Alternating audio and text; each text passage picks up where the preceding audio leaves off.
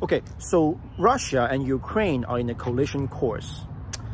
On the part of Ukraine, the legitimacy of Zelenskyy rests upon the total recovery of lost territory. Now, Zelenskyy was a total nobody, politically speaking, before getting elected. The entire reason he was able to get elected was because of the popular will of the Ukrainian people.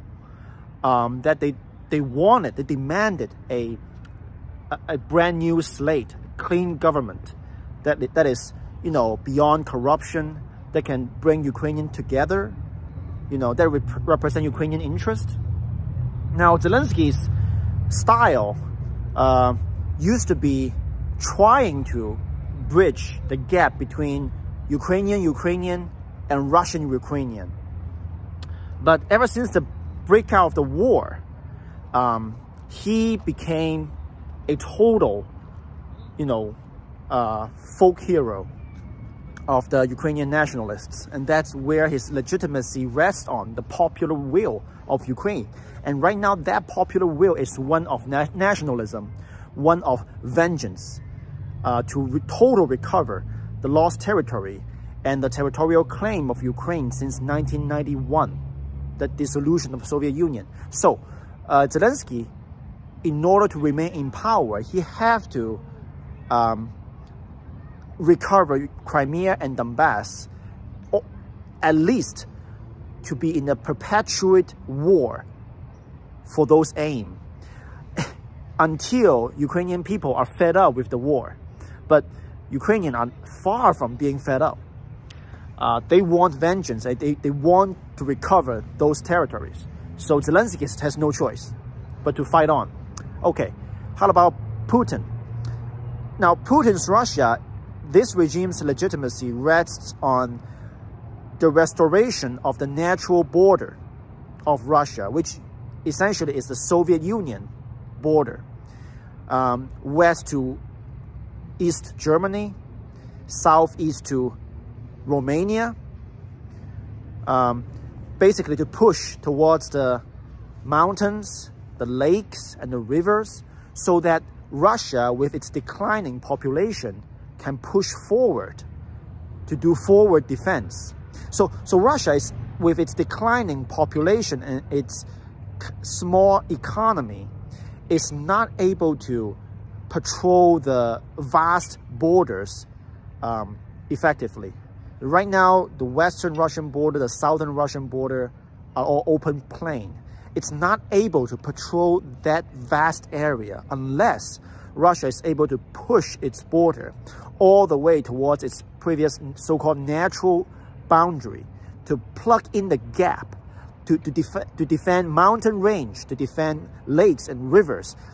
Through those measures, Russia could sustain as an empire, right? As I mentioned previously in my previous video, Russia is not a nation state. Russia is an empire. And the only way for empire to sustain is through brute force, you know, violent conquest.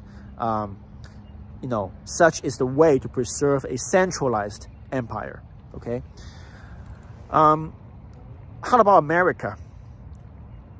So American establishment, represented by Biden, their aim seems to be completely knock Russia out. As Secretary of Defense General Lloyd, who said, our aim is to reduce essentially to reduce Russia from the great power status, is to reduce Russia to such an extent that it's not able to launch any offensive warfare as we see in Ukraine. But the entire reason of Russia's survival is its capability of launching offensive warfare. As I said, Russia is not able to defend itself unless it's able to offend all the way to natural boundary. So without such offensive capability, Russia no longer exists. It has to disintegrate. Okay, so, okay, Ukraine, their legitimacy of regime rests on retaking all the lost territory. Russia, Putin's Russia's legitimacy rests upon recovering the Soviet Union's natural boundary, at least to take Crimea, at the very least, to secure a recognition of Crimean sovereignty as part of Russian sovereignty by Ukraine. And it's not going to happen under Zelensky's watch. And US try to knock Russia out of an imperial status. Basically, is to destroy Russia, essentially. So it's a zero-sum game. And under this, condition, Putin has no way out. As I mentioned before, Putin is not able to defeat the synergy of the superior Western technologies and the will of Ukrainian resistance. Okay, the free world is just too much for Putin to take on by himself and by Russia's own power. So what else can Putin do? He cannot afford to lose power. If this war is a total defeat, Putin would lose his power, more than likely. In that case, he's dead. He has, infuriated, made enough domestic enemies out of the generals, out of the elites, out of the masses.